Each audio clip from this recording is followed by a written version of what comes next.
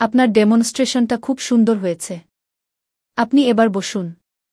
আপনাকে আমরা কিছু প্রশ্ন জিজ্ঞাসা করব।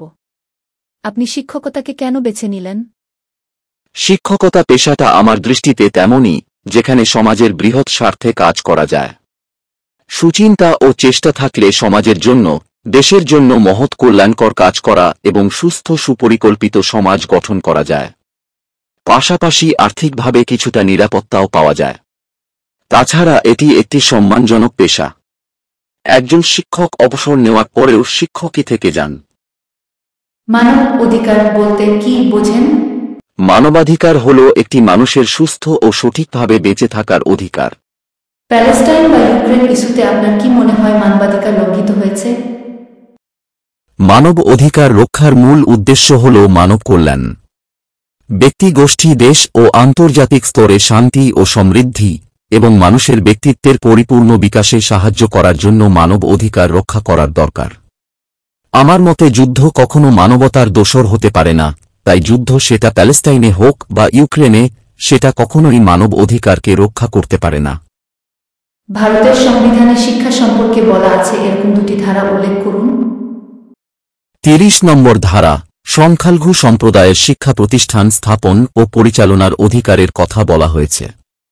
৪৫ নম্বর ধারা, সংবিধান চালু হওয়ার দিন থেকে ১০ বছরের মধ্যে ১৪ বছর বয়স পর্যন্ত সব ছেলেমেয়েদের জন্য প্রাথমিক শিক্ষাকে অবৈতনিক ও বাধ্যতামূলক করার কথা বলা হয়েছে। সর্বশিক্ষা অভিযান কত সালে চালু হয়? ভারত সরকারের এটি একটি প্রধান প্রকল্প যা আরম্ভ হয় অটল বিহারী বাজপেয়ীর দ্বারা কেন্দ্রীয় সরকারের নির্দেশে রাজ্য সরকার এবং বিভিন্ন স্থানীয় কমিটির উদ্যোগে ২০০১ থেকে ২০০২ সালে সর্বশিক্ষা অভিযান শুরু হয়। সর্বশিক্ষা অভিযান আপনি কতটা সফল বলে মনে করছেন? সর্বশিক্ষা অভিযানের মূল লক্ষ্য ছিল ২০১০ সালের মধ্যে সকলের জন্য প্রাথমিক শিক্ষা ৮ম শ্রেণী পর্যন্ত সুনিশ্চিত করা। এই লক্ষ্যমাত্রায় ভারত সরকার ১০০% পৌঁছাতে পারেনি ঠিকই, কিন্তু শিক্ষার সামগ্রিক বিস্তারের ক্ষেত্রে সর্বশিক্ষা অভিযান এক অনন্য ভূমিকা পালন করেছে। ব্লুপ্রিন্ট কি? শিক্ষাক্ষেত্রে কতটা গুরুত্বপূর্ণ? ব্লুপ্রিন্ট হল এক ধরনের ম্যাট্রিক্স বা চার্ট। এটি সম্পূর্ণভাবে শিক্ষার্থীদের অভিজ্ঞাপত্রে প্রশ্নপত্র তৈরি করার সঙ্গে সম্পর্কযুক্ত। ব্লুপ্রিন্ট চার্ট দেখলেই একজন পরীক্ষক যখন কোন একক বা উপ একক বা সামেটিভ এক্সামের প্রশ্ন তৈরি করে তখন তিনি ঠিক করে নেন কোন জায়গা থেকে কত পূর্ণমানযুক্ত প্রশ্ন করা যাবে। সিআরসি এবং সিএলআরসি সম্পর্কে আপনি কি জানেন? সিআরসি এর পূর্ণ অর্থ হল ক্লাস্টার রিসোর্স সেন্টার, বাংলায় যার অর্থ গুচ্ছ সম্পদ কেন্দ্র। এর প্রধান হলেন এসআই বা সাব ইন্সপেক্টর অফ স্কুল। গুচ্ছ সম্পদ কেন্দ্র ব্লক লেভেলের বিদ্যালয়গুলি দেখাশোনা করে। যেখানে সিএলআরসি এরকম অর্থ হল সার্কেল লেভেল রিসোর্স সেন্টার, যার বাংলা অর্থ হল চক্র সম্পদ কেন্দ্র। এর প্রধান হলেন এআই অর্থাৎ অ্যাডিশনাল ডিস্ট্রিক্ট স্কুল ইন্সপেক্টর। এটি ডিআই এর নিচের স্তরে কাজ করে। বর্তমান সময়ে সরকারি বিদ্যালয়ের প্রতি মানুষের যে মনোভাব সেটা মোটেই ভালো নয়। আপনাকে আমরা চাকরিটা দিলে আপনি এই মনোভাব কিভাবে পরিবর্তন করবেন? বিদ্যালয় পরিবেশকে আকর্ষণীয় করতে হবে। স্কুলে ছাত্রছাত্রীর উপস্থিতির হার বাড়াতে হবে। জনসমাজের শিক্ষার গুরুত্বের বার্তা পৌঁছে দিতে হবে। নারী শিক্ষার উন্নয়ন ও শিশুশ্রম বন্ধ করতে হবে।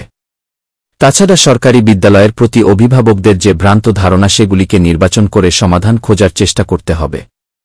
সেক্ষেত্রে শিক্ষকদের হতে হবে সামাজিক, কর্তব্যপরায়ণ এবং সর্বোপরি আদর্শবান।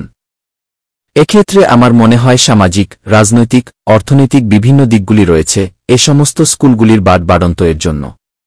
তবে এটাও সত্য অনেক অভিভাবক এখনও ভরসা রেখেছেন সরকারি স্কুলগুলির উপর। এক্ষেত্রে আমাদের কর্তব্য হবে তাদের বিশ্বাসের জায়গাটা ধরে রাখা এবং যারা বিশ্বাস হারিয়েছেন সরকারি স্কুলের প্রতি তাদের বিশ্বাসকে পুনরায় ফিরিয়ে আনার চেষ্টা করা।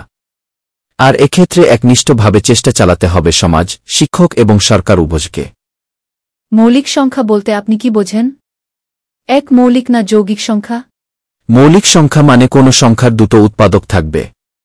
যেমন ৭ এর উৎপাদক হল ১ এবং ৭ নিজে।